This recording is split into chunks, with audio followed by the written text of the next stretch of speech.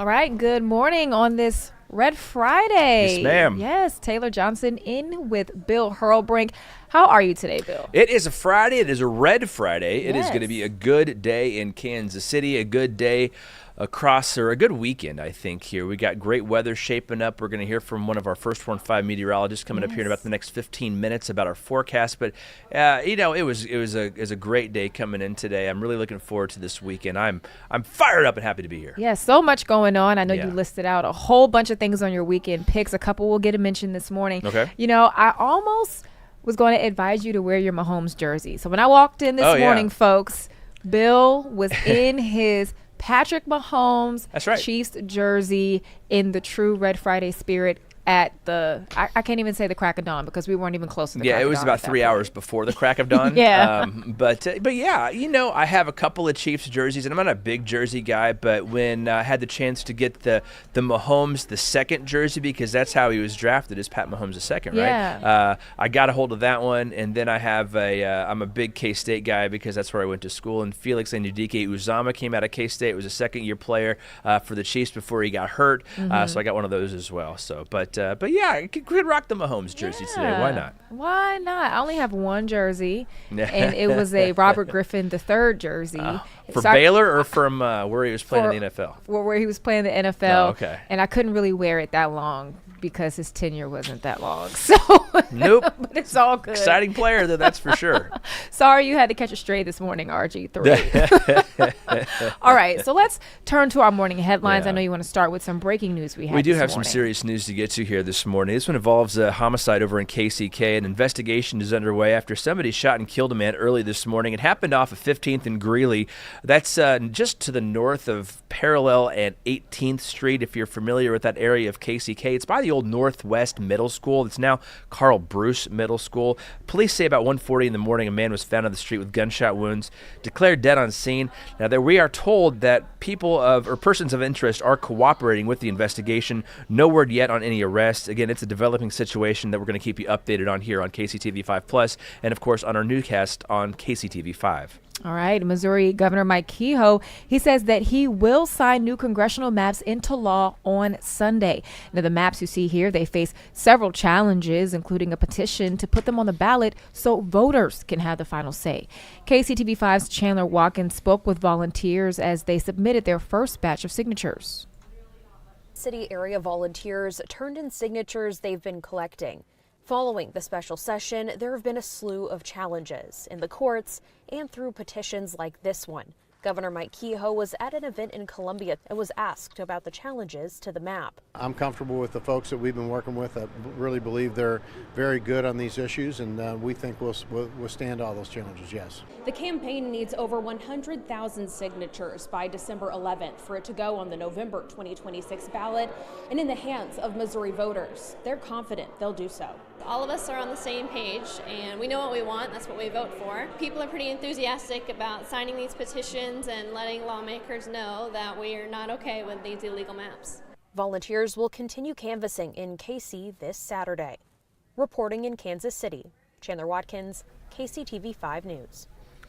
Well, a high-stakes trial begins in Kansas today. It could affect the future of abortion care in the state. Now, if you remember back in 2023, Kansas abortion providers, they filed a lawsuit that challenged several state restrictions, like requiring doctors to warn patients about risks like premature birth or breast cancer, and even tell them that medically induced abortions can be reversed. Well, providers argued that those mandates violate the state constitution. Now, this upcoming trial is going to be split into two separate parts. The first begins today, the second set to start on October the 14th. Well, families across the country are taking a moment to honor lives lost to murder. And here in Kansas City, nearly 120 families are grieving this year alone. And for the 8th year, Kansas City Mothers in Charge gathered families forever changed by homicide, whether their loss was recent or years ago. Mothers holding photos of loved ones stood alongside others who know that same pain. And among them, Armani Holland, clutching a picture of her brother, just 18 when he was killed in January. To know that it's like other people out there that go through similar things, that have lost either their child or like their siblings, just someone close to home. There's other people that just have went through that as well.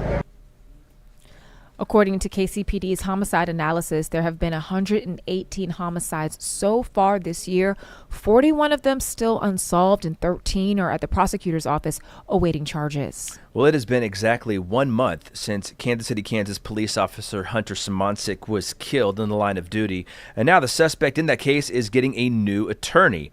Wyandotte County judge has allowed Dennis Mitchell's attorneys to withdraw from his case, citing unavoidable conflicts of interest.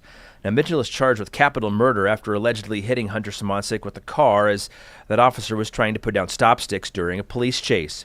The court will appoint a new attorney. Now, Mitchell is due back in court on October the 21st. Well, some good news for a Lenexa restaurant. They are back open. This comes 2 months after several of its employees were arrested by federal immigration officers. You see the video there from that day, but this is how it looks now. They had messages of support from the community lining their doors, and now, again, they are opening up and welcoming customers back in. Everything is moving forward. We're all coming with the expectations that everything will be okay. Everything is in order. We're very grateful and have a lot of happiness. We depend on a lot of families and depend on a lot of this community. The staff say that they didn't have enough workers to open back up, so employees from their Legends location, they're stepping in to help out for now. Staying in the Lenexa, we do have a safety alert if you live in that city. Police are trying to find some suspects who are responsible for breaking into a couple of homes there. Take a look at this video of these alleged suspects. I have a great close-up of that guy's face there, and then you can see a T-shirt on that guy. Now, police say that these two capitalized on a couple of families who left their garage doors open. This happened between 2 and 3 a.m. yesterday morning near K7 and Prairie Star Parkway out on the west side of town. Police say one of the suspects, as you saw in that T-shirt, wearing a Kearney football T-shirt. Police believe the suspects arrived in a possible GMC pickup truck, and they're asking anyone with information to give them a call. And just a good reminder for all families is to make sure you have a checklist that you kind of check off before you go to bed at night, including making sure your car is locked, all the valuables removed out of that car, make sure your garage door is closed, and all of the doors to your house are locked. Yeah, oh my goodness. And it's just so crazy how people are just so bold like that. It's a crime of opportunity. Sometimes I think people just drive around until they see somebody who got complacent and they go take advantage of the situation. So it's best to get yourself in a routine so you can close that stuff up. Make sure you're not leaving important stuff out in your cars, like your valuables. I know people leave guns out in their cars sometimes, and those stolen guns can lead to big problems down the road. So got to make sure you take care of those, take care of your valuables, and close and lock your doors. Yeah, great advice there. All right, Bill, thanks for that. Now let's turn to Lexington. That's where families got the all clear after a gas leak forced them out of their homes. Now here's a look from that scene yesterday. The leak was cleaned up in the Indian Hills subdivision, but it stirred painful memories of a deadly explosion just some months ago. So back in April, I'm sure you remember this scene right here. An explosion completely leveled a home, killing a young boy with no warnings sent out ahead of time. The neighbors say yesterday's alert left them on edge, but they're thankful that nothing worse happened this time. That house that blew up over here, it shook the windows here. It was that big of an explosion. So, you know, I would hate to think what would happen if it did it again. The city of Lexington says that people can sign up for alerts on their website in case of future emergencies. It's a horrible scene there from Lexington before, and thank God everything was taken or was okay here this time around. Well, it's been more than a month since the Sunfresh in the Linwood Shopping District has closed, and now the search is on to find a new tenant, new operator. KCTV5's Ryan Hennessy spoke with the community impacted by the closure and how city leaders are planning the next steps to bring fresh food back. That it might be as late as December or January before we get a new store. What we recognize is that no matter when it is, we as a community are going to have to work collectively to address the things that are happening.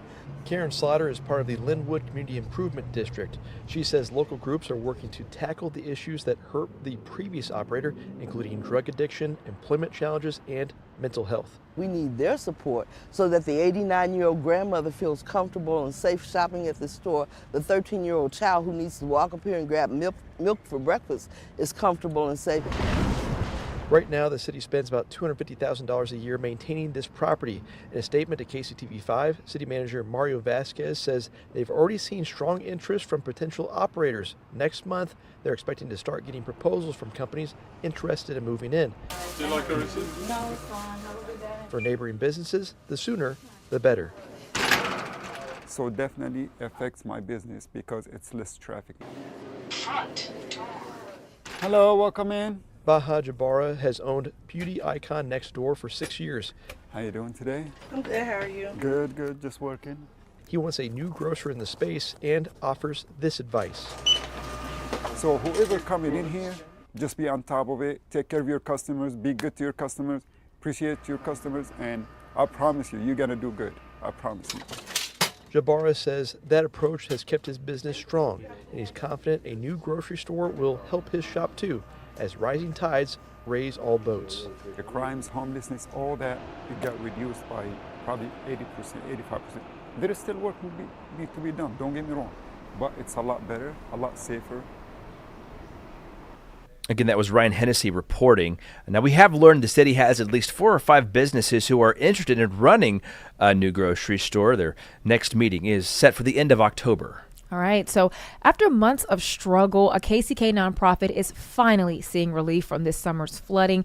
The McNewton Community Outreach Center saw an entire wall collapse in its event space, leaving behind a muddy hole. Help from insurance fell short, but donations from the community came through.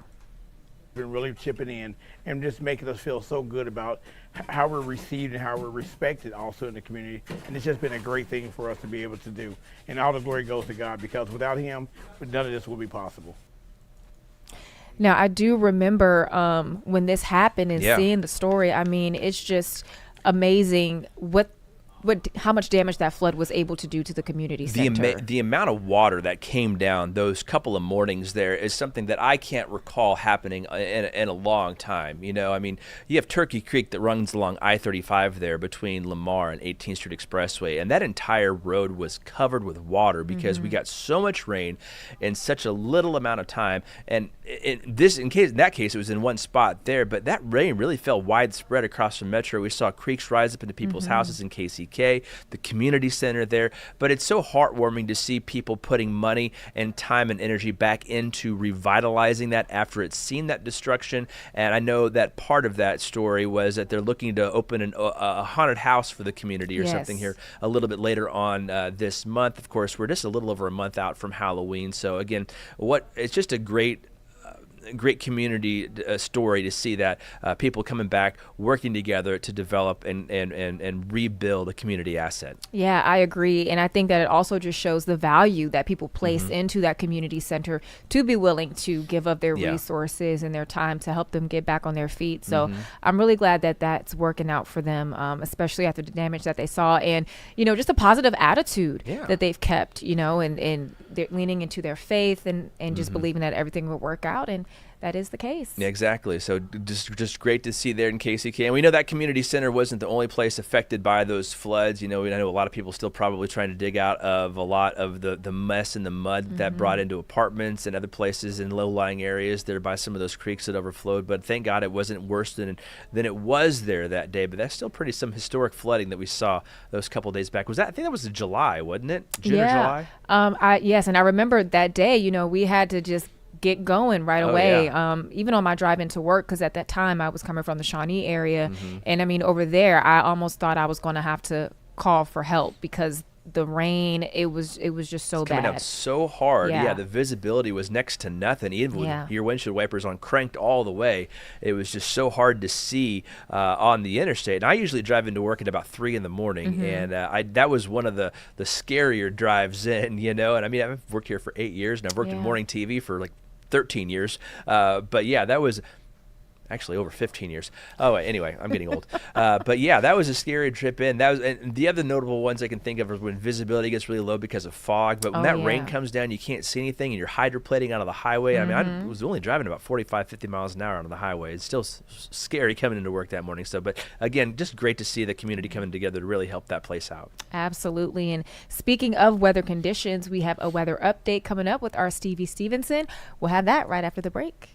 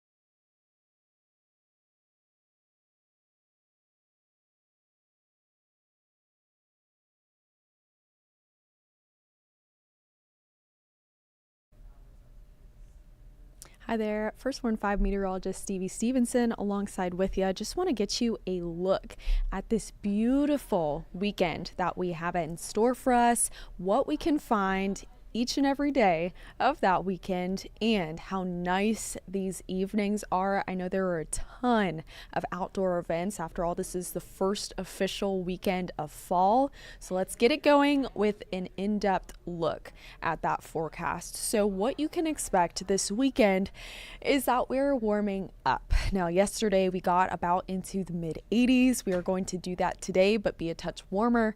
And then Saturday and Sunday, even warmer than today, just barely, but still unseasonably warm in the afternoons, though the evening times and the mornings are going to be wonderful, much like today's. This morning with what we had out there with the temperatures in the 50s, a cool and fall-like and seasonable start, but on the opposite side of the clock, the same cannot be said for the afternoons. And that goes on all the way into next week. Really not going to break up this pattern of warm and dry until potentially next weekend, but even that is pretty far out. So let's go ahead and step you through the next couple of hours, your Friday afternoon, and then we'll examine Saturday and Sunday. This is what you can find as we build towards the heat of the afternoon. We're going to easily warm through the 70s into the low 80s by lunchtime, and then mid 80s 3-4 p.m. That's going to be the warmest part of the day. That's the time that you might bring a bit of a sweat, especially if you're in the direct sunlight for an extended period of time. That part of the day is going to be the warmest, of course, but also that's not just here in Kansas City. That's in all of our surrounding areas and towns. That stretches all the way up to the Iowa state line, the Nebraska state line, over in the Kansas side as well. We're all experiencing these same unseasonably warm temperatures today that are sitting about 10 degrees warmer than where we should be for late September. So this is more typical. These temperatures are more characteristic of June. That's about the average high around that time, but instead we're dealing with these in late September. As I mentioned though, the evening times absolutely beautiful. So if you're headed out to CPKC Stadium tonight, if you're headed out to Friday night football, any of the high schools around the area, you can still expect the same as what we're having here in the metro. 77 degrees though, looking to be right around that 7 p.m. kick for most of us, because we're all having this drier and comfortable air in place. When we have drier air, it warms up and cools off much more quickly. So that's what's going to tee us up for nice evenings day after day. Definitely ones that you'll want to try and get outside. If you're not a huge fan of the 80s, I get it, but we still have beautiful weather on either side of those afternoons to enjoy every day this weekend. So let's talk about this weekend as a whole, where we can expect to go even after your Friday. And I kind of touched on it briefly a couple minutes ago, but Saturday and Sunday are going to be slightly warmer, 86 degrees rather than 85. Not a huge difference, but also we're going to keep that humidity manageable. That air's still going to be comfortable, just a little warm in the afternoons. That's the exact same story as we push even into next week though. But also, this weekend is going to stay dry. We don't have to worry about rain chances of any kind all the way through Sunday, and honestly, at least through Wednesday or Thursday of next week. We're starting to get signals that we may pull in some rain chances back into the forecast late next week, but for the foreseeable future, we are staying mighty dry. That's because this weather driver that we're dealing with and is really making itself at home here in our neck of the woods is this high pressure system. It really sinks its teeth in Saturday and Sunday. That's when we get a bit warmer, but even into Monday, you can see the central portion of the United States, this entire Midwest of that matter, in those reds, those pinks, due to that high pressure system and due to it really taking a strong hold over our weather pattern.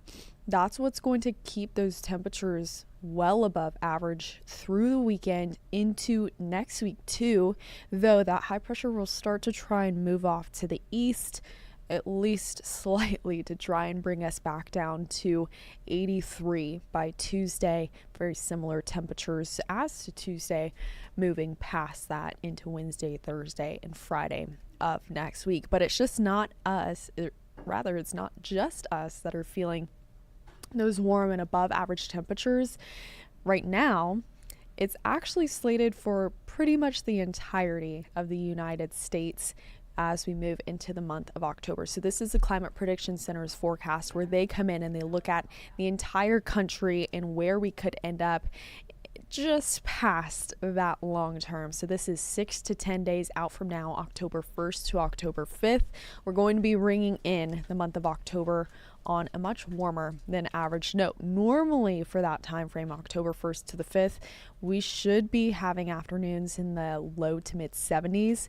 Instead, we're going to be in the low to mid 80s. Now, we'll still get a taste of the 70s, of course, in the early afternoons and in the evening times too, but we are much exceeding those 70-degree afternoons that we should be having for this time of year. Now, our saving grace is the fact that we don't have a lot of humidity to deal with on top of these warm temperatures. Instead, if we step through our muggy meter over the next few days, we can see us staying in that bit humid to comfortable range day after day after day. This humidity is nothing like what we had to experience in August or even earlier on this month. When you look at that a bit humid category, we're doing okay. We're really not dealing with a whole lot of humidity. You're just more likely to feel it in the morning times, and we'll have to be watching out for some fog, some patchy fog, kind of like what we had this morning in the past couple mornings too. We just have the ingredients for it and enough moisture to generate that at times. So in general, this forecast this weekend and even next week is very conducive to getting outdoors. It's going to be warm, so it's still really good idea to be keeping in check your health and that you're doing okay, that you're not getting sunburnt, that sun is still strong enough to sunburn, and also that you're staying hydrated, because in the direct sunlight, if you want to get out and about on Saturday and Sundays afternoons, maybe for tailgates, watch parties, or out to Arrowhead specifically on Sunday, going to be warm in the direct sunlight. But we will cool off very easily in the nighttime hours and in the evening hours too. Still conducive to getting outdoors. Going to be perfect out there this evening. I know I'm going to try to get outside. Also, blue skies, that's a positive. We're not having to deal with any major storm systems or storm risks for the next several days, which is good. We had to deal with that earlier this week. Now we're just transitioning into a drier weekend, a drier next week as we really start to slide into that fall season. I know it's not feeling like it, but at least it's a bit easier to get outside and get out and about this weekend instead of what we had to deal with just about 7 days ago.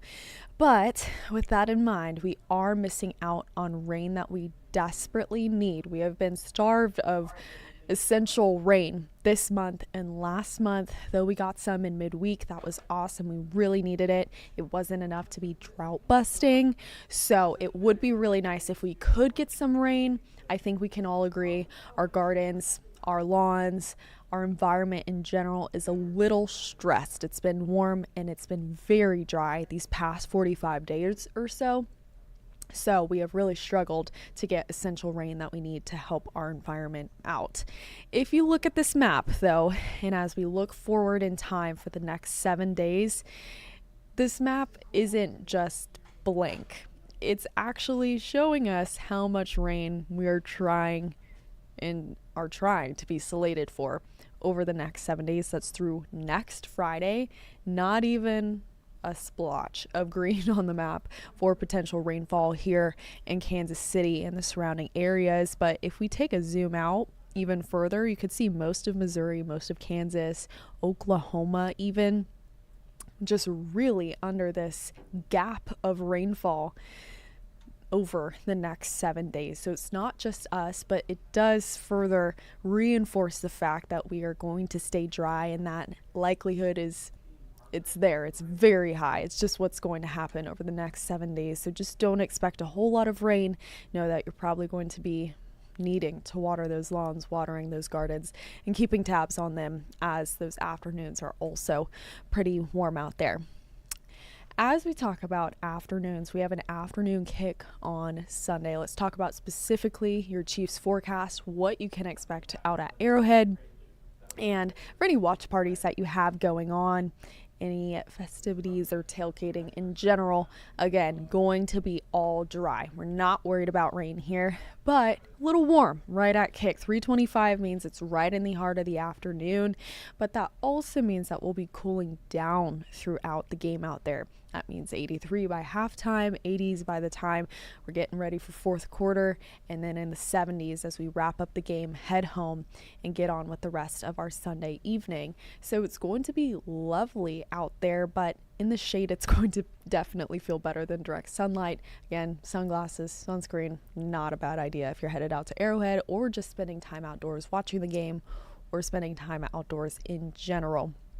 This weekend, I do want you to know that tailgates will still be on the warmer side though, and it might be a touch more humid on Sunday. Not anything that you're overly going to notice, but your body might. So just make sure that you're staying hydrated out there as we head towards the weekend and as we head towards this warm and dry stretch of days that's really dominating our entire 7-day forecast there. So you can see that Security Bank 7-day forecast and how there is not a single rain chance in sight.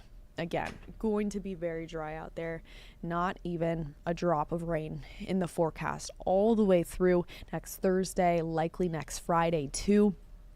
Later on this afternoon, when Chief Meteorologist Luke Doris and Meteorologist Melissa Meeder are in, this 7-day forecast will shift from Saturday to Friday rather, and you're still likely not going to see any rain on there. So that's what's going to stay consistent alongside those afternoons in the 80s, day after day after day. Maybe about midweek next week, we can break down some of that really unseasonable warmth that we're finding this weekend, though you're really not going to notice a huge difference. Those overnight low temperatures also staying very consistent, upper 50s, low 60s.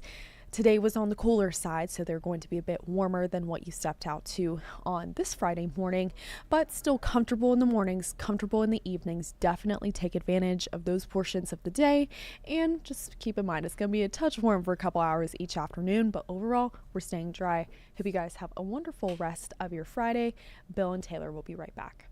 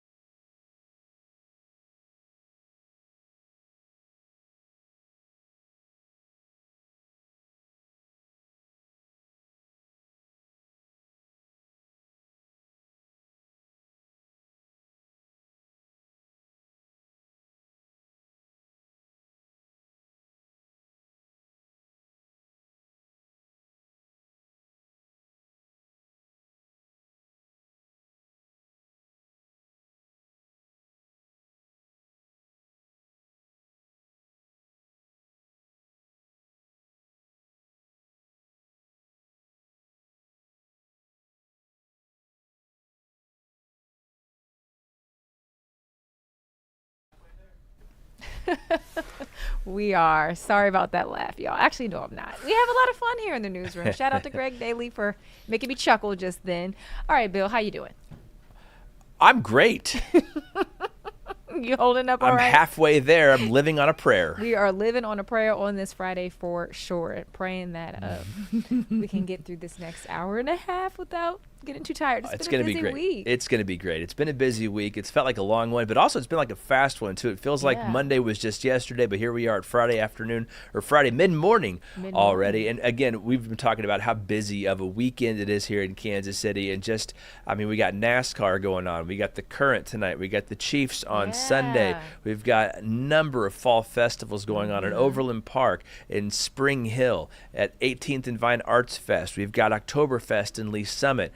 And that's just scratching the surface. There's the film festival downtown at the B&B Main Street Theater. I mean, there's just something for anyone this weekend here around town. And as we heard from Stevie, the weather's going to be great. Yes, I'm just thinking don't want to hear one person say, I'm bored. I don't have anything to do. No, can't do that this weekend, folks. That excuse just is not going to work. Not at all. And speaking of it being busy, it's pretty busy in Washington as well, because yesterday, President Trump signed a presidential memorandum ordering probes on groups who are aiding, quote, organized political violence. Critics worry it'll be used to target his political enemies.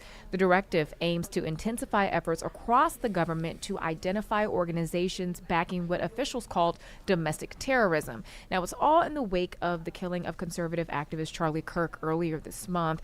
The memorandum comes as Trump has blamed the radical left for Kirk's killings and other recent violent incidents, including a fatal shooting on Wednesday at the ICE facility in Dallas. Now, despite limited public information about the motive, the White House previously designated Antifa as a domestic terrorist organization. However, it does lack a centralized organizational structure or define leadership. All right, let's go to the tropics now. Humberto strengthened into the third hurricane this season early on this morning, as a matter of fact. It's plowing through the central Atlantic. That storm is currently a Category 1 hurricane with winds of 75 miles per hour. It's located northeast of the Leeward Islands in the Caribbean. Now, again, Humberto is forecasted to strengthen into a major hurricane over the weekend, but the good news is it's not a direct threat to the U.S., and that's the one that you can see pictured here. Now, there also is another area that people are watching over the Dominican Republic and Haiti, which is an area of low pressure that could possibly strengthen and maybe have some impacts to the northern parts of Florida and the Carolinas. But again, that's something our First Warn 5 weather team will be watching in addition to our forecast here as we go through the weekend. All right. So a longtime adversary of President Donald Trump faces charges that carry up to 5 years in prison. The Justice Department says a grand jury has indicted former FBI Director James Comey. Trump openly deplores him for investigating his 2016 campaign's alleged but later deemed unproven coordination with the Russian government. Trump says he let the DOJ decide on its own whether to pursue Comey, but in a recent social media post, Trump outright asks the Attorney General Pam Bondi, who we see here, to do so. Amy Kiley reports that some critics claim the indictment is less about justice and more about revenge. And I'm innocent, so let's have a trial and keep the faith. Former FBI Director James Comey faces federal charges after a grand jury indictment. They include allegations of false statements and obstruction of a congressional proceeding. At issue is Comey's 2020 testimony before a Senate committee. In it, he repeats his denial of an accusation that he authorized an FBI media leak. Who's telling the truth? I can only speak to my testimony. I stand by what the testimony you summarized that I gave in May of 2017. Some analysts say the case could be hard to prosecute. A source says Attorney General Pam Bondi had concerns about it, though she denies that. A 2018 DOJ Inspector General report says Comey's accuser, quote, lacked candor. The indictment has no signatures from any career DOJ prosecutors, just a new Trump appointee. It contains no other evidence and is a page and a half long. When your producer handed it to me, I said, well, where's the indictment? I thought this was just a cover sheet. This is the whole thing. President Donald Trump calls the indictment, quote, justice in America, after he publicly asked Bondi to pursue it. Comey's a bad person. He's a sick person. I think he's a sick guy. Some analysts say the indictment is revenge because Comey investigated Trump's 2016 campaign. I'm not afraid. We'll vote like your beloved country depends upon it, which it does. I'm Amy Kiley reporting. A 2019 report from special counsel Robert Mueller concludes that the 2016 campaign did not conspire or coordinate with the Russian government. It adds, quote, the campaign expected it would benefit electorally from information stolen and released through Russian efforts. Comey is expected to be arraigned in October. Well, a new massive tariff on some imported drugs is set to take effect beginning next month. On Thursday, President Donald Trump announced brand name or patented drugs will be subject to a 100% tariff. The tariff will not apply to drug makers who are building manufacturing plants here in the U.S. Now, Trump is using tariffs as a way to pressure drug manufacturers to ramp up production inside of the U.S. and to strengthen the supply chain for essential medicines. The president did not mention levying tariffs on generic pharmaceutical imports. The Trump administration releasing new evidence in the shooting at an ICE field office in Texas earlier this week. Investigators say handwritten notes indicated hatred for the federal government and led investigators to believe he targeted ICE personnel and property, even though all three victims were detainees. CNN's Ed Lavandera has the details. Inside the home of Joshua Yon, investigators say they discovered written notes left by the gunman who carried out the deadly attack on the ICE field office in Dallas. The clearest indication of motivation are his own words. He wanted to cause terror. He wanted to harm ICE personnel. In the notes, investigators say the 29-year-old gunman described ICE agents as, quote, people showing up to collect a dirty paycheck, and also wrote, quote, hopefully this will give ICE agents real terror to think, is there a sniper with AP rounds on that roof? The FBI says these writings outline an extensively planned, targeted attack. Jan specifically intended to kill ICE agents. The tragic irony for his evil plot here is that it was a detainee who was killed and two other detainees that were injured when he fired into the Sally Port. One note they say taunted police with the, quote, good luck with the digital footprint, as they collected digital devices from his home. We take this to mean that he deleted evidence from his devices.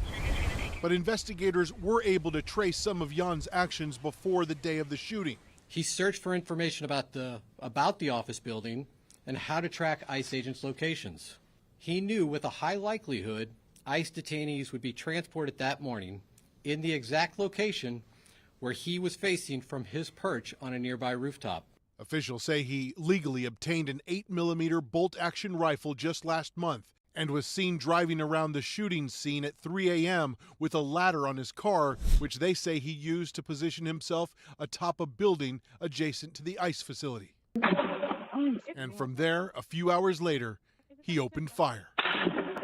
Gunshots sprayed the length of the building, the windows, and law enforcement vans that were in the Sally Port area. Agents from both ICE and the ATF put themselves in the line of fire to move individuals off the transportation vehicles in an attempt to protect and rescue those that were injured. No ICE officers were hit. Based on our investigation to date, we believe Jan acted alone. But I'll stress our investigation continues. Ed Lavandera, CNN, Dallas. Well, hundreds of current and former VA doctors, nurses, and other caregivers have issued a warning to the Department of Veterans Affairs. In the mass letter that was sent on Wednesday to VA Secretary Doug Collins, the group warns of the negative impacts of the agency's recent staffing cuts and moves to outsource care to the private sector, saying that it's going to harm veterans. And they say it's going to undermine the VA's health care system and overwhelm the budget. More than 350 doctors, psychologists, nurses, and researchers have now signed that letter.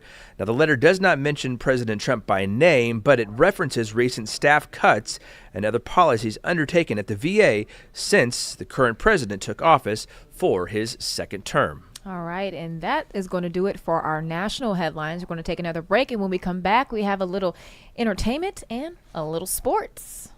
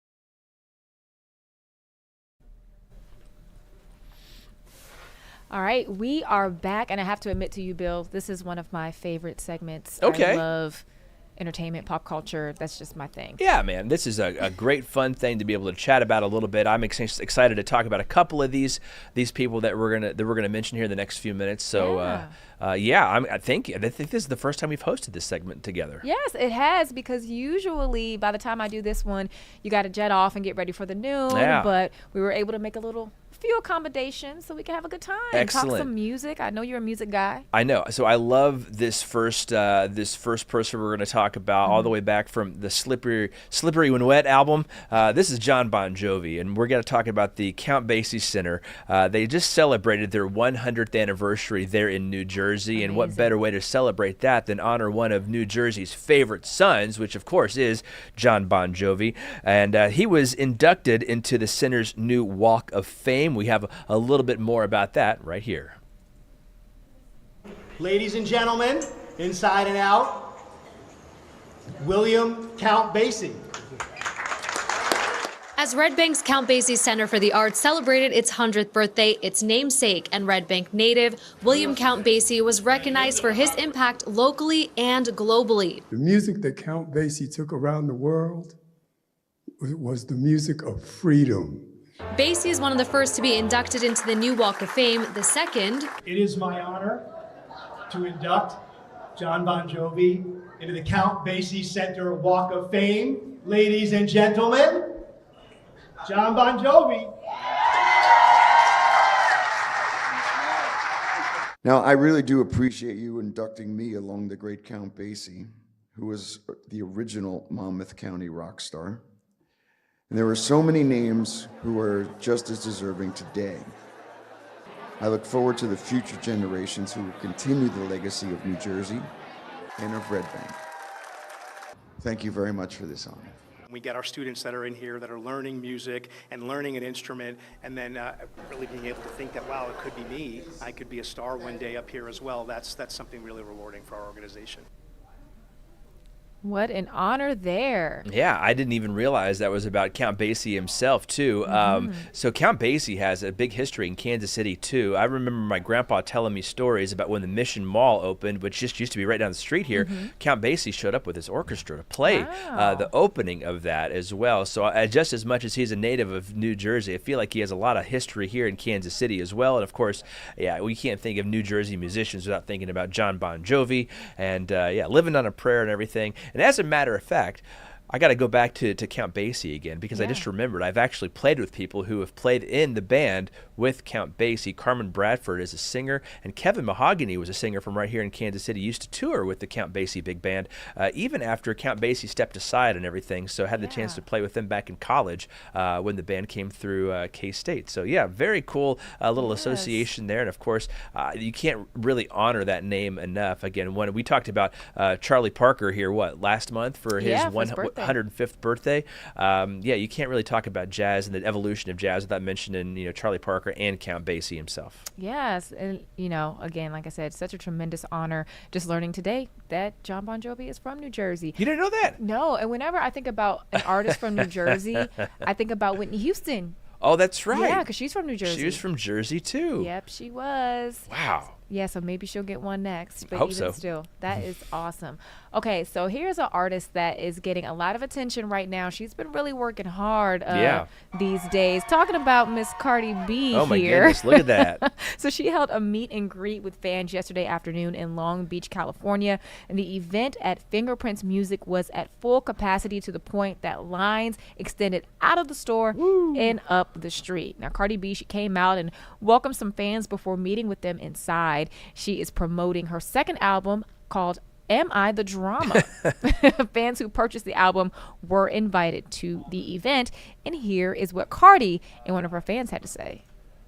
What's up, everybody?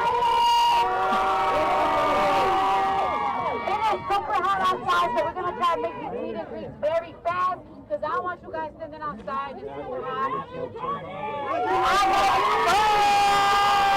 Ooh, is she the drama? Look, I don't know. Like, I don't think she's drama. I think it comes to her. I don't think she's the drama. I feel like I'm a little extra. I'm a little drama because I'm here right now on the line. I love how she stood up for Cardi in that moment. But you know what I really like just about Cardi's rollout of this new album? What's that? Is just how it's kind of bringing back that nostalgic feel of going to the record store, you know, standing in line, waiting to buy your CD. I follow her on social media, of course, and she was in the mall. You know, you don't really see that anymore. It was kind of a throwback to it. Yeah, so many people get their new music from TikTok or from Spotify or YouTube, whatever. Like, there's really not a need to get out into the record stores. But, you know, vinyl's making a resurgence. We were talking about that with the new Taylor Swift record and the pre-orders for that with a record store owner that I know Katie Bird here talked with on KCTV5 Plus recently. So, yeah, maybe what is old is new again. You know, it's always cyclical here sometimes in these pop cycles, you know. So maybe it's going to be back to going to the record store and getting some of that vinyl, meeting your favorite artist. Yeah, but I mean, when's the last time you heard of a pop superstar go out and do a meet and greet at a record store? How cool is that? And I mean, and she's just like walking out into the crowd, you know, like it's nothing. And of course, well, there were some bodyguards there too. Well, yes. But even this week coming up, as you mentioned, Taylor Swift, I think she's supposed to be like dropping her album at midnight. At, I think is it Target stores or something? Something like that. Yeah, where I'm sure people are going to be in line for that, just like the good old days. So and then she's even doubling down and doing the movie event in the theaters where you can buy a ticket for that. So I mean, she's releasing new music, but it's payday for Miss Swift too. Let's be honest, right? Yeah, you know what? I am not mad at it. Make that money. All. And there is some more new music coming out. Why don't you let us know what's next? All right, big music releases out now, including the first new album from Mariah Carey since 2018, and that was even past We Belong Together, because that was that's the last one I can think was. Rick Damigella reports, and after that, you're going to have your eye on entertainment.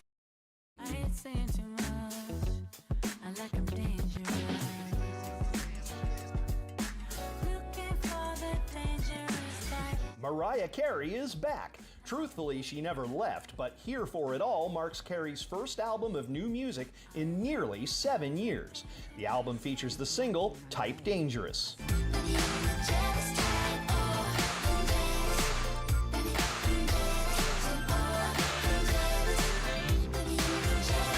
Doja Cat declares she's the jealous type. The track is the lead single from her new album, V.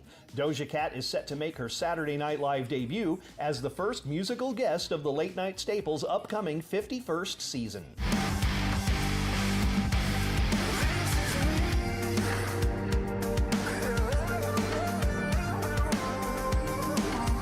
That's the singer and band known as President. The mysterious masked performers have just released their debut EP, King of Terrors. The buzzing band made its inaugural live debut at the UK's Download Festival over the summer and will make its US debut in December.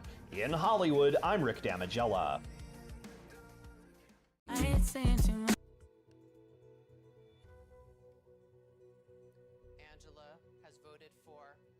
Congratulations, Chelsea! You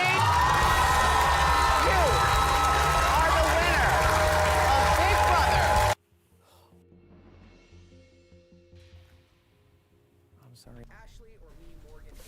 You know, Bill, the Eye on Entertainment always gets me because they have two versions, one with and without sound, and I always end up picking the one without sound. Whoops doodle. Well, let's talk about the Mariah Carey record. That sounded pretty smooth for her. I mean, kind of in that same vein where we've heard her at for several years now. I went back to that throwback to We Belong Together. That was like, what, 2004? Yeah, 2004, 2005. Maybe, so 20 years later. She's still vibing with that really smooth R&B. And that even sounded maybe smoother than We Belong Together and some of that stuff from back in that record. I can't remember what her 2018 record was, but yeah, it sounded pretty good. I liked it. It was okay. I can't even either. I'm trying to think. It still blows my mind that we come all the way from like Vision of Love, Mariah Carey from back in the 90s to Emotions and stuff like that to where this sound is now. So she has definitely had a storied career over the last, again, gee whiz. I mean, she had to come out in the early 90s, right? Yeah, with Vision of Love? Years. Absolutely. I think it might have been like, was it 1990? Probably back that far, maybe. I remember my mom introduced me to Mariah Carey. Yeah, So there I you read go. her memoir, and she has a very fascinating story. Yeah, she and does. then she just got the Video Vanguard Award at the VMAs, Mhm. and I got to see her a couple years ago. Really? She brought her Christmas concert here. Oh, yeah. And so I drove down here to see it, and it was a wonderful show. How Now, late was she going on stage? It wasn't that bad. No? It wasn't that bad. So she didn't go all diva on you, just a Yeah. little diva. I don't expect anybody to come on the stage on On time time. at concerts anyway. She didn't have me waiting hours, but I will say when you go see Mariah Carey, don't expect movement. She doesn't really move. That's but, okay. But she has the glam. I'm here the to. set, If I go the to vocals. see Mariah Carey, I want to hear that voice. Yes. That multi-octave range voice, singing all of her hits from the past 30 years. 30 or so years. Yeah, she's been around for a long time, and she's still killing it. Doing it I love big. to see our legends just continue on and show, that they can do keep it. doing it. That's right. Yes, and they can go with the youngest and the best of them because they are the best of them. They That's right. were the blueprint. Mm-hmm. Yes. All right. So let's get into some sports talk, shall we? Let's do it. So the Chiefs, they got a formidable opponent coming up on Sunday against the Baltimore Ravens, and the offense really needs its playmakers back. But will second-year wideout Xavier Worthy be available? Now his recovery process continues to be seemingly moving in a positive direction. Now, if you remember, he was knocked out during the first game of the season with a dislocated shoulder. There's no official word yet if he's going to be active for this weekend's game. Now, keep in mind, though, he has practiced in full participant here the last 2 days. Here's offensive coordinator Matt Nagy on Worthy's status. He's doing really well. He's running around. He looks good out there. So we're just literally taking it day by day, and I like where he's at, and it's exciting. Don't forget kickoff for the Chiefs and Ravens set for 3:25 on Sunday at Arrowhead. If you want to watch from the comfort of your own couch, well, we got you covered here at Channel 5 because you can only watch that game right here on KCTV5. I need to do my inventory and see if any folks that I know are going to be out here for that game. Yeah. Because, I'm from Maryland. Not a Ravens fan, though. But I thought you know were a going to lot say, I need to do my inventory on snacks Oh, for the game. Well, that for too. That's Sunday. always very important, especially wings. I got to have wings. Got to get them wings. All right. Well, tonight, Bill talked about all the exciting things going on in the city. Well, KC Current, they are hitting the pitch. They have a match at 7 o'clock. They're going to be taking on the Chicago Stars. Now, the Current, they already took home the NWSL Shield with a whopping 5 games to spare. So fastest to do it. yes, it'll be great to see them tonight on the home field. It's going to be perfect weather again, as we've been saying. And I have not been to a Current game yet. The CPKC Stadium is a beautiful stadium right there on the river. I would encourage you to get down there. And I always see people posting, where do I park? How do I get down to CPKC Stadium? So I'm going to give you Bill's tip on where to park downtown, because this is what I've done the last couple times I've gone down there, and it's worked out great for me. Oh, don't put me on a one I'll shot. put you up there because they got to pay close attention. All right, folks, here you go. This is the real deal Holyfield when it comes to where you got to park at. So what I've done is I've parked in the library lot. You know where that library parking lot that has all the books on the side of it? I think it's at about, what is that, maybe like 9th and Wyandotte or something. But you go park there, you take the streetcar, you go all the way down to the River Market stop on the streetcar, and then you walk across the Town of Kansas Bridge. That's the one that sometimes has the locks on the side of it. You go down 2 flights of stairs that takes you down to the Riverfront Trail right along the Missouri River. You got to walk about a mile.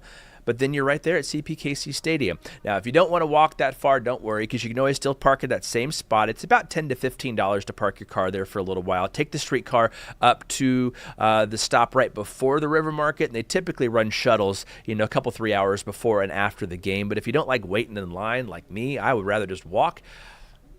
Again, park it there, take the streetcar all the way to the North River Market stop, take this Town of Kansas Bridge, cross the railroad tracks down to the river, and then just walk all the way back down to the stadium. Well, folks, I hope you had your pen and your pad and you wrote all that down. That's right. Because Bill just gave you a major key there. I've detailed it here plenty of times on KCTV5 Plus and on Bill's Weekend Picks because, again, we're big Current fans. Yeah. I just couldn't pull the trigger on season tickets this year, but I love going down and seeing them play. Love all the players. It'll be interesting to see who they play tonight, given that they won the Shield last week. So it'll be interesting if they still go, full on, or maybe they give like some other people some opportunities to play, just as they've already won the Shield, and maybe trying to keep injuries down to a minimum before they get to the playoffs. Yeah, that's true. I guess guess we will see how everything turns out tonight. Going to be a great one for the game again. That's right. And Bill, thank you for joining me for the last couple of days. It has been a great time. I know you got to get ready for the noon. We're going to do that, and it's been a blast here. I appreciate the opportunity. I know it's not the last time because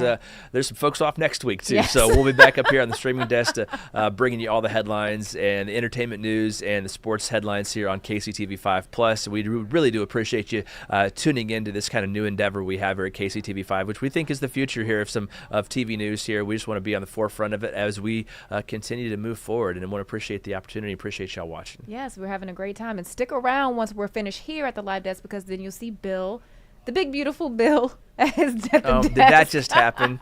All right, save that. That's enough for me. I'm done. We're going to take a break. We'll be right back.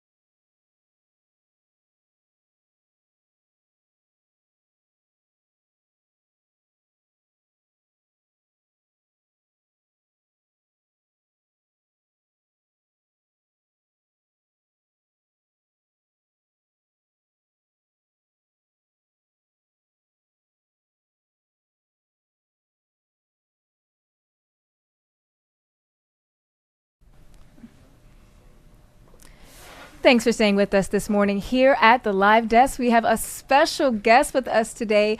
You may have seen him around, Dr. Ian K. Smith. He is not only a doctor who you see on Today's Show, Good Morning America. I remember him from years ago on Celebrity Fit Club on VH1. But he is also a New York Times best-selling author and just released his 5th book, part of the Ash Kane series, Beyond Midnight, a gripping Chicago mystery of political corruption, deception, and murder. So join me in welcoming Dr. Ian. Thank you for being here with us today. Thanks for having me. I haven't been to KC in a while, so it's good to be back. Yes, and so you talked about your impression of the new airport. Yeah, I love the new airport. I didn't know if I was in the right city when I landed. I really was confused because the old airport was very small, and when you landed and walked out of the gate, you were basically in baggage claim. So it's pretty, it's beautiful. It reminds me of Utah also, by the way. Salt Lake City has a really nice airport, and it actually reminded me of Salt Lake City. Very light, very airy, very nice. Yes. So do you remember the last time you've been in Kansas City? I think it's been about 5 to 6 years. I mean, it's been a minute. I used to come every year. Then kind of before COVID, it slowed down, and so it's been a while. Yeah, well, we are excited to have you back and so excited to talk about your new book. So this is the 5th installment in your Ash Kane series. And speaking of cities, the backdrop is Chicago, which is a special city for you. Yeah, you know, it's interesting. This is a departure from my typical writing. I have written mostly health books in my career, weight loss, fitness, overall wellness. But I also started several years ago to write this detective series that's based in Chicago. Ash Kane is the main character. He's a former Chicago Police Department detective who leaves the force because he won't participate in the cover-up of a bad police shooting of an unarmed teenager. So he leaves the force, and then he hangs up his own shingle and starts a private investigation business in Chicago. And he takes on cases in and around the city. And it's fun. It's a detour from my health and wellness. But the creativity part of it is very exciting for me. Mm-hmm. And I had an opportunity to flip through some of the pages. And one of the things that I noticed is you incorporate like different languages in there, especially with this story in particular, as it surrounds the mystery behind how an immigrant was killed. Yeah, you know, this story in the synopsis basically is an undocumented immigrant is found dead on the rocks along the shore of Lake Michigan. And the police tell his nephew, basically, your uncle died from an accidental drowning. The nephew will refuse to accept this because his uncle, number one, couldn't swim, and number two, he was deathly afraid of water. He would never go near water. So he says, I don't believe this. I don't think they're giving this any attention. And so someone says, you need to check out this guy, Ash Kane. He's the kind of guy who fights to get the right answer. So he goes, takes a meeting with Ash Kane, and basically Ash Kane agrees to take the case to figure out what happened with his uncle. And in this story and other stories, Chicago really is not just the setting, but it's also a character in the book. And anyone who's been to Chicago and knows Chicago, you are familiar with 3 basic things. 1, there's lots of corruption. 2, there's always great food. And 3, there's always something amiss happening in the streets of Chicago. And so that is kind of the backdrop for Beyond Midnight. And just speaking of Chicago, that's where you and I met last year at the NABJ conference. That was my first time in the city, and it was really beautiful. I got to go back again a few months ago. I went to see Beyonce there. Okay. So, yeah, it was. And I look forward to going again because the funny thing is that where I stayed was right next to where the conference was last year. So I haven't really had a chance to explore the city the way I would like to. And I know you mentioned some locations in this book. Talk about how you chose those. Yeah, you know, Chicago is a fantastic city in general. In my opinion, I've been all over the country for a long time. It's the most beautiful city that is built really on a lake. And so the vistas are fantastic. But it also has everything. I mean, it's got all the sports teams. It's got great restaurants. It's got great cultural heritage. But it also has all these different neighborhoods. And that's what's really cool about it. It has, you know, immigrant neighborhoods. It has, you know, largely African-American, you know, yuppies, you name it. And so Pilsen, which is a large Latino community. So in the Ash Kane novels, I try to take readers through the various neighborhoods of Chicago so you really can see Chicago. It's really a sensory experience. I want you to hear it, feel it, see it, smell it. And also I want to present to people the real Chicago, unlike what you may see on some of these network television programs or what you may see in the media. Chicago really is a fantastic city. By the way, I'm not trying to gloss it over. Yes, Chicago has crime like every big city, but it also has a lot of good stuff. So in these novels, I show you the real Chicago. And so from my understanding, Dr. Ian, you write 2 books a year. You do a fiction and a nonfiction. But then also, I looked up at the TV last week and saw you, I think you were with Al Roker. Yeah. So when do you find the time to do all of this? Well, I always say that, or my good friend Rachel Ray says, you can sleep when you're dead, right? So I just have always been very energetic. I like to do a lot of things, but I'm also very efficient. And so I'm not wasteful with my time or my energy. And so I'm writing in my hotel room, at night. I can write on a plane. I'm always thinking of what the next project is. So I'm always engaged in some way in the process. And I think that just makes me more efficient. Also, I love what I do, and I try to tell young people, one of the great ways to choose a career is to find something you really like. You can make a decent amount of money so you can live well, but really you got to enjoy it. And when you enjoy what you're doing, you don't feel like you're working. And for me, all of these different projects, whether it's being on TV, whether it's writing, whether it's making appearances, all of these projects are very exciting to me, and I don't feel like I'm working. And just to piggyback off of that, you are a doctor, that's your profession, right? So at what point did you determine that you wanted to make this transition to get into television in this way? And we've seen you in so many different capacities, using your expertise, but then also transitioning into being a novelist. Yeah, it's interesting. Early in my career, I was really training to be an orthopedic surgeon. And when I was in medical school, I actually have always been a news junkie. I loved the news. And so when I was finishing up medical school, I had 6 months left before I graduated and became officially a doctor and started my internship in New York City. I said, what can I do these last 6 months that I probably have never a chance to do again? And I decided to become an intern in the local newsroom in Chicago. And so I actually interned with an anchor and a reporter and followed them on stories because I always wanted to see how was news made, what happens, behind the screen. And that really got me started. I wasn't intending on becoming a TV personality. I was just doing it because I was interested, and I tend to be a very curious person by nature. And, one thing led to the next, and before you knew it, I was, on TV in New York City. And then I went on the Today Show and became a correspondent while I was training to be a doctor.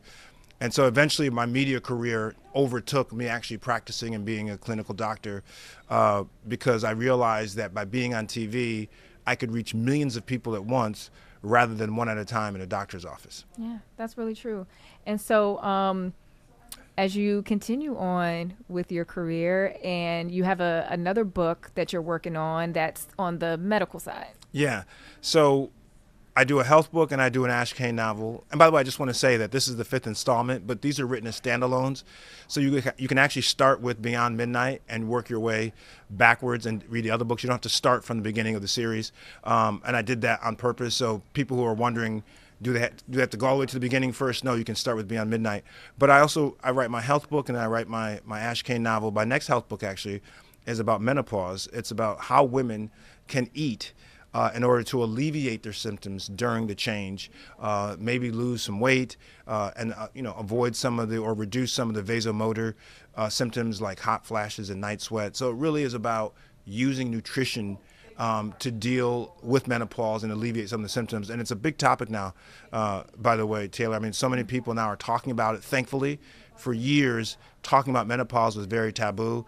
Now women are able to talk about it openly and get help, and I think this is a really important moment for us. Yes, and you recently, I think your last medical-related book was Eat Your Age, right?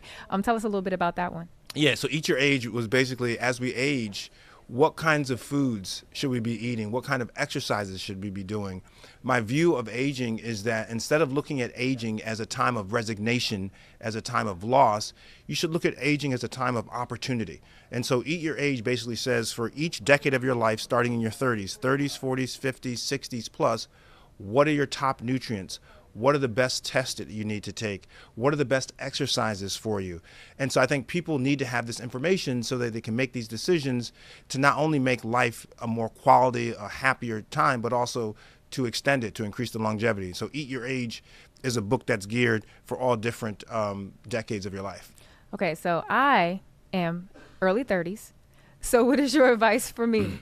Yeah, someone in their early 30s, particularly a woman, calcium is a big deal.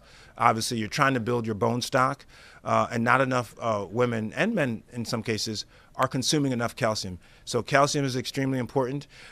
Also protein. This is a great time to start building lean muscle mass, building your skeletal muscle. The new metabolic currency we're talking about now is muscle for women and men. And we're not talking about big hulking muscle, but good muscle tone. And so protein, of course, is very important for people who are trying to build muscle. It's the building block of muscle. And lastly, I would say that a lot of people are unfortunately not getting enough vitamin D, believe it or not. Vitamin D is extremely important. It actually helps the absorption of calcium in your intestinal tract. So people who are not getting enough sunlight or not getting enough vitamin D fortified foods are vitamin D deficiency. So that's become a big problem. So those are three of the top 10 plus nutrients that people in their 30s. And each decade, I go through what your best nutrients are. That's really helpful. Whenever I think calcium, I think milk, and I hate milk. So I'm like, okay, I got to find a different way to do that. Okay. So I know you just released Beyond Midnight, but are you already thinking ahead to the next Ash Kane story, or where are you at with that? Not just thinking, I'm already writing it. Okay. So the next book, I'm in the middle of it. It's already titled. I really like the title. I won't say what the title is yet, but I really like the title. It's based on Ash Kane's sidekick. He has a sidekick who's a Lithuanian guy, a really tough guy. His name is Mechanic, because when he was a kid, he fixed everyone's problems, so they called him Mechanic. And so this book is really going to be based on Mechanic. Mechanic is a very tough guy. He kind of speaks a different type of language. He speaks with his fists and he speaks with a gun. And so this is going to be a Mechanic kind of adventure. And I've already written the pilot TV episode. It's been optioned. Yep, it's been optioned to become a streaming TV show. So it's in the early stages of that.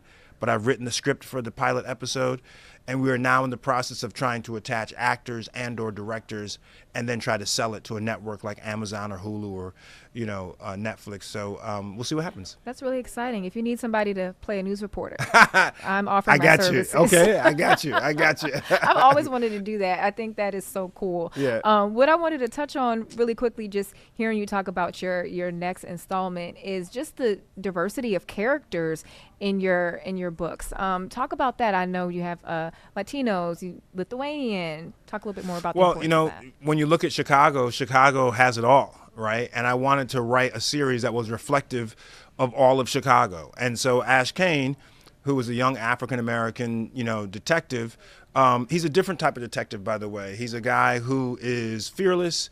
He is authentically himself, whether he is in the wealthy North Shore of Chicago or in the gritty South and West Sides. He'll quote Shakespeare 1 minute and quote Kendrick Lamar the next. He's a very Renaissance kind of guy, and he's tough. Women like him, and guys like to hang out with him. And so that's Ash Kane. But you have Mechanic, who's a Lithuanian guy. Ash is dating Carolina, who is an Afro-Latina. One of his best friends and mentors is a beefy Irish cop called Commander Rory Burke. So it really, and one of his good friends is a wealthy billionaire named Penny Packer, who lives on the North Side. So it really is fun in the sense of I like characters. I think good books have nice, deep, rich characters, and I hope to deliver that in these novels. And this book, you will find everybody. Yeah, and I plan to continue reading it. So I'm trying to get back into reading fiction because over the last few years, I feel like all of my reading has been like resource books and stuff like that. And I was starting to get a little fatigued by it because I remember how much I used to love reading when I was a kid. So, just getting back into reading novels is great. And I've really been enjoying yours. Not just saying that because you're here, but really, it's been good so far. Well, I got to tell you, the beauty of fiction, and I learned this as a kid, I've always read fiction and nonfiction, but I really love fiction, is because it transports you into a different world. So fiction allows you to try to somewhat dissociate from your regular existence of what you are doing and who you are, and really get lost in a different world that the author is taking you into. And I just think that it's a wonderful kind of transcendental experience for people to be able to do that, to be able to, let's say you've never been to Chicago. Well, in my books, I'm putting you in Chicago and I'm putting you in the city. And I want you to read the novel, and I will be successful if you feel like you were there. that you could see it, you could smell it, you can hear it, you could taste the food. And I think that's the beauty of fiction, is that fiction allows you to go into these different worlds. Yeah, really immerse yourself in the story that's being told.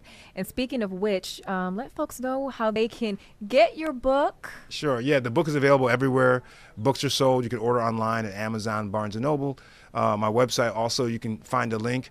Also on social, if you have questions or, want to follow me, it's at Dr. Ian Smith.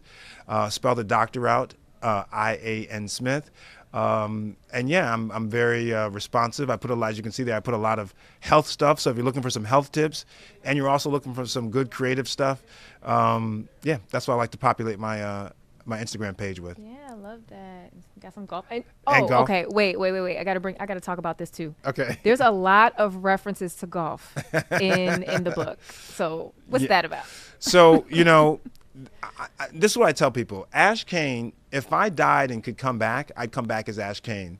So I put into this character a lot of things that I wish that I could be. So he's a good golfer. I like golf. Yeah. He's a really good golfer. He wants to golf all the time. In fact, he turns down a lot of cases in the beginning because it's going to interrupt his golf schedule. But yeah, he's a degenerate golfer. He likes to collect vintage cars. He likes music. He likes cooking. I mean, he's just really a fun guy. And so, yeah, golf is a big part of who he is. And I try not to make too many references to golf, but it's part of who he is. And I think that's cool. I think people want four-dimensional characters. You just don't want a 2D character. You want a character who has struggles, a character who has different levels to them. And I think that, part of his golf obsession makes him a real person. Yeah, that's cool. I did notice that right off the top. I was like, okay, there's a lot of golf being mentioned in here. And that makes sense. So just want to show folks once again your Instagrams. They can give you a follow. And also your website so they can get the book because it is worth the read. Thank you again, Dr. Ian, for being here today. This has been a lot of fun. Really enjoyed chatting with you. Thanks for taking the time to talk to me. I enjoyed it. All right, no problem. We're going to take a break and we'll be right back.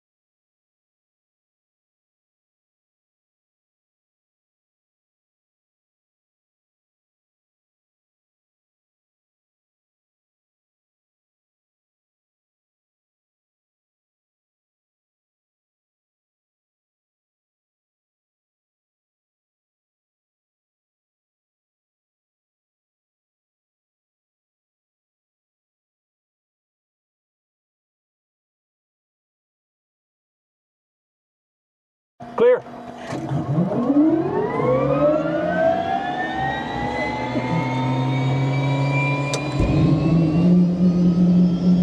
Is there nothing to hang on to? My name is Grace, and I'm 107 years old. Nothing like an old fool. Yeah. And what are you going to do today, Grace? I have no idea what they got planned for me. Come on, you can do it. You got it. So I won't fall out? No, we have a plan. Yeah. Okay, at this point you have to ask yourself, what do you have to lose, right? Yeah, I have nothing to lose. Kind of a gutsy lady. Very gutsy, yep. She will try anything you ask her to try. She will get on the, I think she was 100 when she was on Rod's motorcycle riding around, out shooting guns, and she'll try anything you ask her to try. She doesn't want to miss out on anything.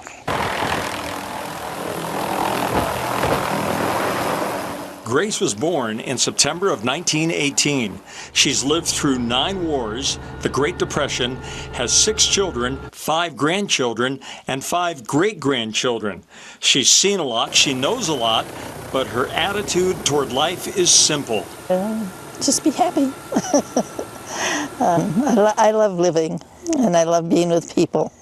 I think that's a main thing, to be with people. Today with the door off, it was probably, Lord, don't let me fall out, but I'm sure she was just loving it. I thought I was going to be real scared today, but I wasn't a bit nervous today. Yeah. What I have is a 1991 MD-500. They call them kind of the Ferrari of aircraft, of helicopters. It's pretty sporty. For me, flying with Grace today was a real treat, and I couldn't help but notice one thing. The faster that sporty helicopter went, the bigger her smile got. I just thought how lucky a person I am at my age to be doing some of these things. Do you have any health issues at all other than being old? Arthritis. What do you think about your son flying? Well, it used to worry me, but it doesn't anymore. He's pretty capable of doing everything. He's been a good son, a very good son. And I know he's very careful about stuff, and so I don't worry about him anymore. It was an adventure. She was loving that wind through her hair. Yeah. Probably hoping it wouldn't mess up her hair too. Her hair looks amazing. We just had it done. That's one of the things, because, you know, we weather guys, we're all about the hair. And I'm sitting here shooting video behind her, and I'm going, this woman's hair is holding together in this 100-mile-an-hour wind. It's amazing. We take her once a week, and it's lots of hairspray.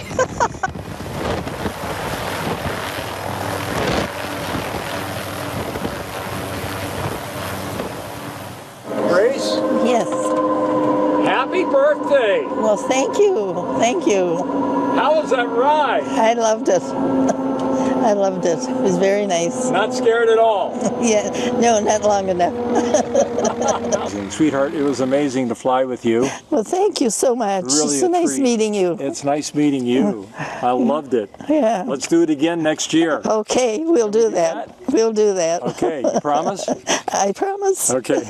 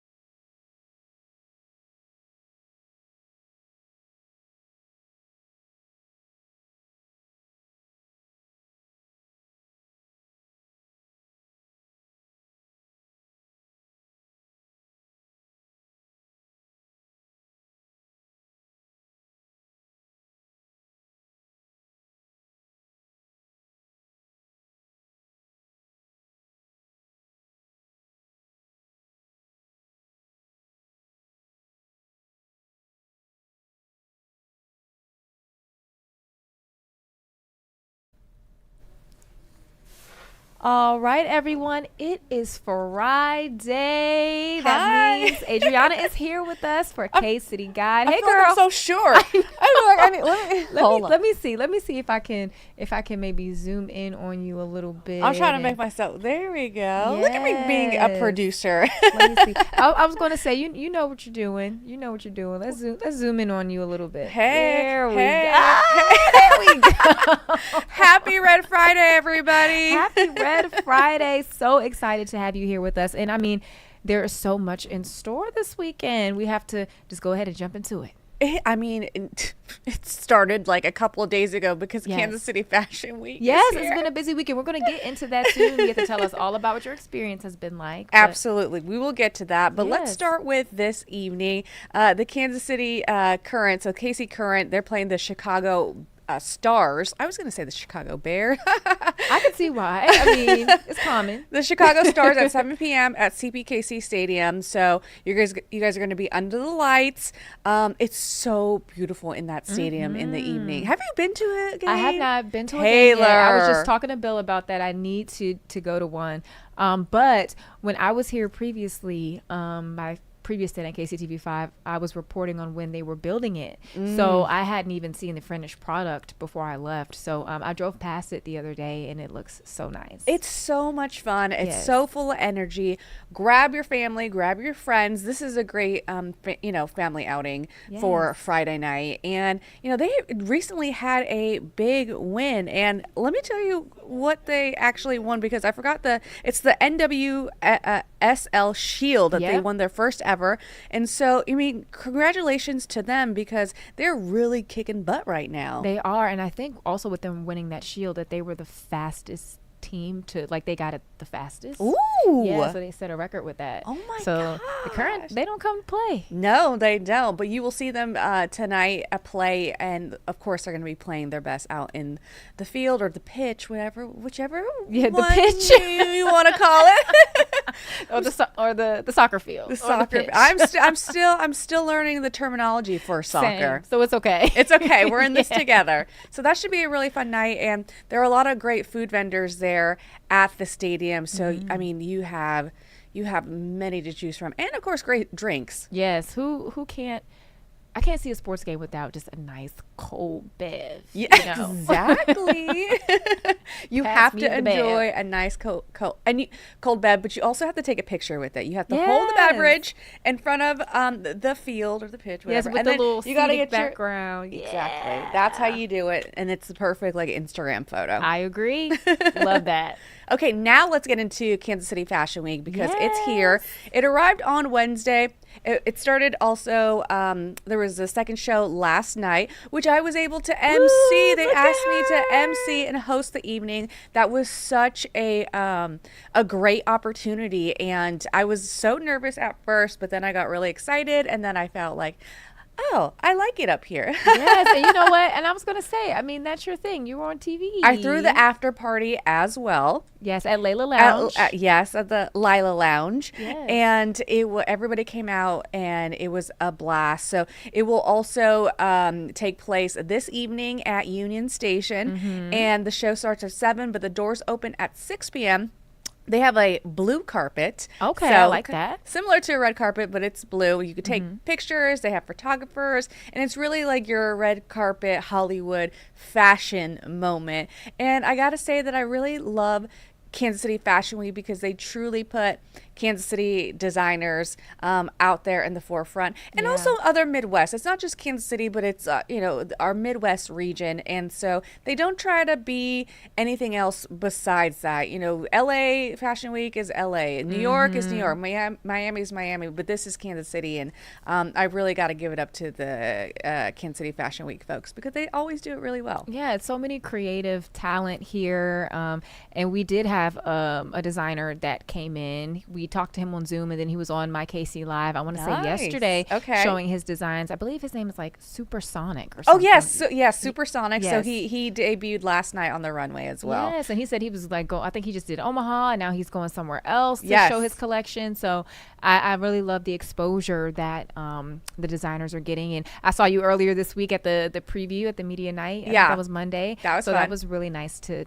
see what was in store, because the shows happen when I have to be in bed. So Yes, but if you guys don't have to be in bed, get out there. Yeah. I'll bring the kids if you like. Anybody who really likes fashion, and I know I love seeing like the mom and daughters dress up Oh, together, like yes. matching, or even like the mom and there was one mom with brought her little boy, and it was just, they were so cute. They were taking pictures on the carpet, and it was Yeah, amazing. love fashion. And so for dinner, if you're thinking of like the fashion show and dinner, so Pierpont's is in Union Station as well. Now, I have yet to go here. Okay. Everybody has been here. Everybody raves about it, and it's like the perfect dinner fashion night out. It is really, I've been inside. It's really, really beautiful. Soaring ceilings, gorgeous details. And everybody says the food is great. I know they have steaks and seafood, but their wine list is something that's really special as well. So that. making a night out, and make it classy and chic, but also very comfortable, because this is Kansas City. Yes, I love classy and chic. I have been into Pierpont's one time years ago, but just for like a glass of wine. I didn't get to have their food. So I'll Okay, have well to maybe go back we and need to try. make a date. I think we should. Let's put it on the books. We will put it on the books. I'm here for it. And so if you are interested in going out after the fashion show, they are having their official after party this evening at Palm Tree Club. And Palm Tree Club, if you guys haven't heard of it yet, is the brand new coastal dining vibes. That's how they categorize Palm Tree Club, because it is music. They have two DJ booths, so they have play music on the roof and sort of near the second floor, and it really feels like Miami, like a Miami, I love Miami nightlife vibe. But they can't really party too late, because they're gonna make 2 light and 3 light residents mad. And I'm a 2 light resident, so I appreciate them stopping the party, around like midnight. So we don't hear the loud music, but it will be a good time, and the food is good, the music is good, and the people are amazing as well. I did check it out. Actually, Janae and I went with a couple of other folks, and it was during the daytime, so I haven't been able to see the nighttime vibe. But I love the decor. I think it's so cute. And Palm Tree Club and Layla Lounge, it's like as soon as you walk in, you want to take pictures. At Absolutely. Layla Lounge, they get you because they have like the mirrors lined on the wall, and you just want to pull out your phone right away. And it's pink and pretty. And so those are the two, like, I wouldn't say newest venues in Kansas City that you can really enjoy. Yes, one. Layla Lounge also has food options as well. I just haven't tried them yet, but it's more like small plates. We have a whole list of of things to do. Oh my gosh. Exactly. All right. Okay, so that is Friday. Now let's move on to Saturday. Now this is something that's really exciting. Now I'm sure many of you heard, if you haven't, it's okay. But Travis Kelce has a new collaboration with his new clothing brand, True Colors, and it's with American Eagle. It's a collaboration, and he's been posting in his gear. I don't know what it's really relaxed clothing, like some bomber jackets, some sweatsuits, some hats, like country club in it. Yeah, you're right. Like yes, like we're going to the polo event. Exactly. So they're actually having an event here in Kansas City, and it is going to be held at Blip Coffee Roasters, and that's Saturday morning, and it's a 1-day pop-up. So this cafe will turn into like a community hub of fresh brews. There'll be a DJ. There's going to be something called a Manifest Mart, which I imagine is like you can shop local vendors that have items that allow you to manifest your dreams. All so right. I can like go crystals with that. and I don't know. That's what I don't do crystals. That's what I'm. That's what I'm imagining. But I like that. It's a positive vibe. Maybe some journals. I love a journal. I've been journaling for years. I have so many. I could probably write a book from my journals. I agree. Same here. Now, this event goes from, I think it starts at 9:30 and it goes until about 2 p.m. There's going to be lots of giveaways, so there will be free merch. Okay. So I would say get there early, because if they run out, they run out, and you don't get your free merch. But and I can only imagine that it'll end up probably being packed. And I want to say I've been to Blip. I think it's like in the West Bottoms area. So I've never been, but I want to say that I agree with you. Yeah. And let me see if I can pull them up real quick on the gram here. I want to say yes. It sounds familiar. But if it's not, don't. I didn't say that. She did. Yeah, this was a thought. Get there early. Oh, here it is. Okay, I found the flyer for us. Yay! Let's show the folks. Sip, reset, and manifest. Manifest your mindset. They're sending me some gear to wear. Yeah. Okay, so you're gonna be there. Yes, so I you will get to be see there. Adriana tomorrow. Yay! Come in her hang out. TK. What's it called? True Colors. True Colors. Oh, I just realized. TK. Travis Kelce. True Color. Oh, I love it. Yes. Boop, the that's light really bulb comes on.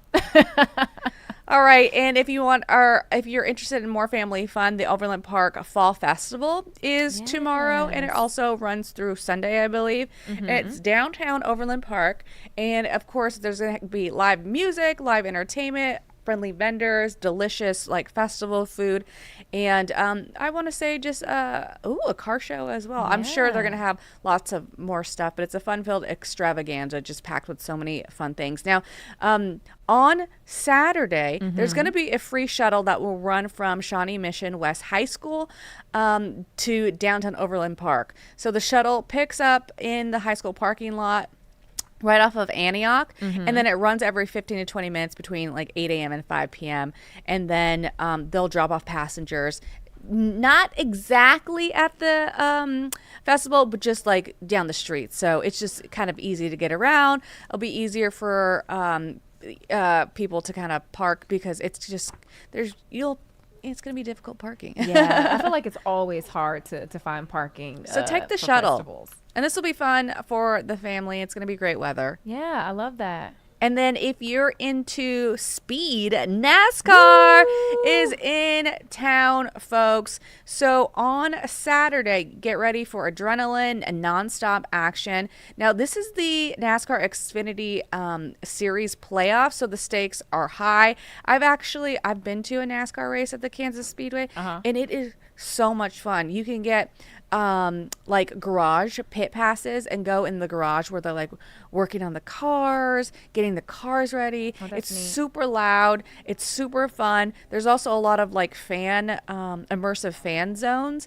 And then if you can get close to the track, which I think you can. I mean, you just see the action before the race up front and center, and it's a really, really cool experience. I highly recommend a NASCAR race if people haven't done it yet. Yeah, I've been to the Speedway when it's empty, so I'll have to go on race day. And ladies, if you're single, I'm telling you, this is the place. The boys are out. The boys are out. So love that. Some eye candy for you. Not mad at it. Not mad at it at all. Okay, and then more stuff on Saturday. Woo! Oktoberfest! Yeah. Yay! Live music, theme games. It's going to be from 3 to 7, and everything from trivia, Family Feud, to Stein holding. Okay, what is that? That's they pick up a Stein, and then they you hold it in front of you, and you see how long you can hold it. It's filled with beer. I've been lifting weights, so I probably could do that. I've been doing my bicep curls. You could probably do that. And of course, they have the wiener dog races. Oh, so cute. I know. I'm thinking of taking Daisy, because my Daisy is a wiener dog. Oh, you have a wiener dog? Yes. Oh my goodness. I know. I'm thinking, how would she do in a race? She's pretty fast. She runs up and down the hallways at 2 light, and that's her deal. That's what she lives for. How cute. So that's going to be a free admission, so no tickets are needed. It is 21 and older. Okay. VIP tickets are available if you'd like, and you just get some fun stuff with the VIP tickets. So yeah, just visit KC. Power and Light District, their website, and you can find the VIP tickets there. Sounds good. All right, so what's up next? Well, later that night, you can end it with the final runway show at Fashion Week again at Union Station. Okay. So that will be wrapping up the fall-winter 2025 collection, and then they get ready for On to spring. So if you want to end the night there, the tickets are still available at kcfashionweek.com. All right. And then the after party for that is at Mose after party all They don't come week long. Mess around. They You do gotta not take a mess nap around. before you go to Fashion Week. Exactly. Gotta rally. Gotta rally, indeed. Now, on Sunday, you can hang out at the 18th and Vine Arts Festival. Now, this is going to be a fun art, music, food, and culture event. You'll have local artists showing off their best work. Of course, you got to have the live, good music. The food is going to be there. Family friendly vibes. If you're near the 18th and Vine district, like this is the spot to be at this weekend. And I think it goes until Monday, actually. Oh, that's okay. Yeah, so you can do Saturday, Sunday, and what day is today? The 26th? Wait, no, I think it is Sunday. Wait, yeah, today it's the 26th. Oh wait, never mind. It goes until Sunday. Maybe you can give them an idea for the future. Take it till Monday. Take it till Monday. Skip You heard it work here day. first. So they have a little countdown here. 5 hours, 9 minutes, 27 seconds away. before Getting they kick ready. it off.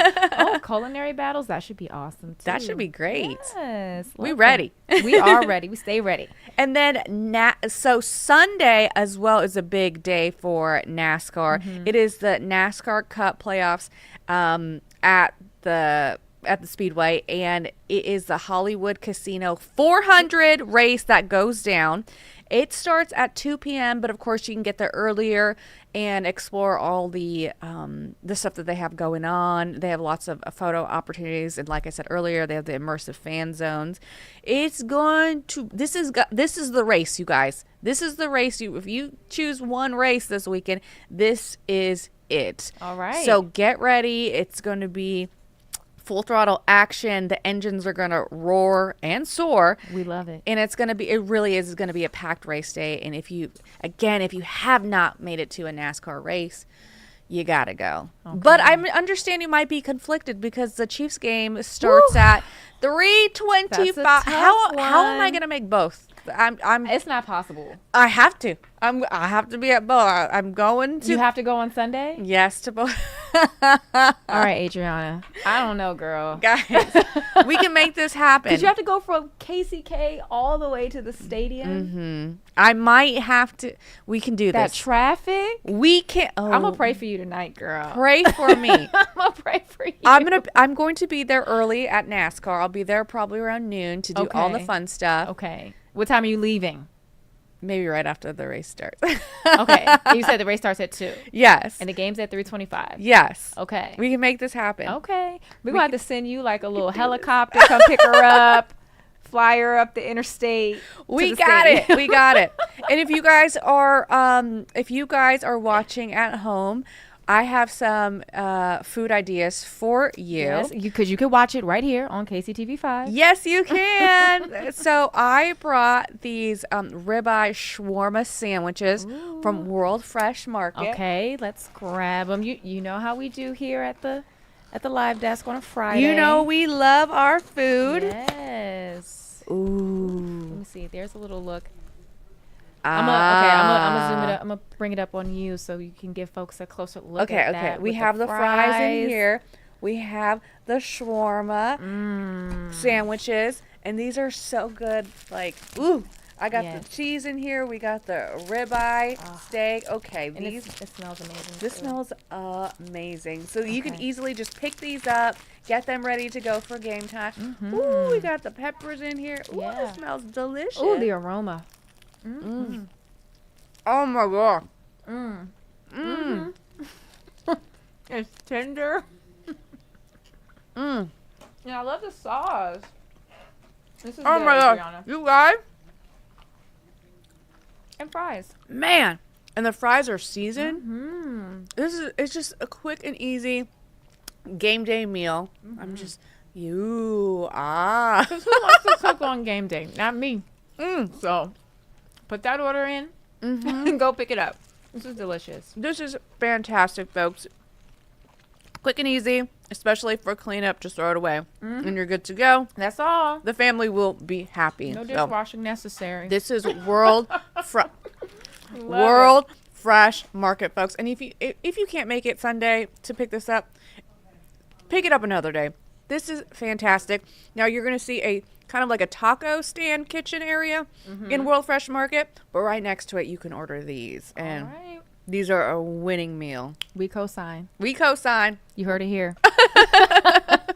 All right, so with so much jam-packed over the weekend, and I know you're going to be involved in a lot of these events, so how can the folks follow along with you on your adventures? It's one of my favorite things to do. Follow along at Casey Lifestyle Girl on Instagram and the rest of the other platforms on social media. But Instagram is my main place where the party happens. Yes. So follow me there and be my friend, and I will tell you everything that's going on in Kansas City. Yes, you will never steer us wrong. We can always count on you, girl. I got you. All right, and I got Adriana. my shawarma sandwich. Yes. I'm about to finish mine real quick. Well, thank you again for being with us. Can't wait for next week. Yay, thank you. Yes, and with that, we're going to take a break. Have a great weekend, everyone. We will be right back.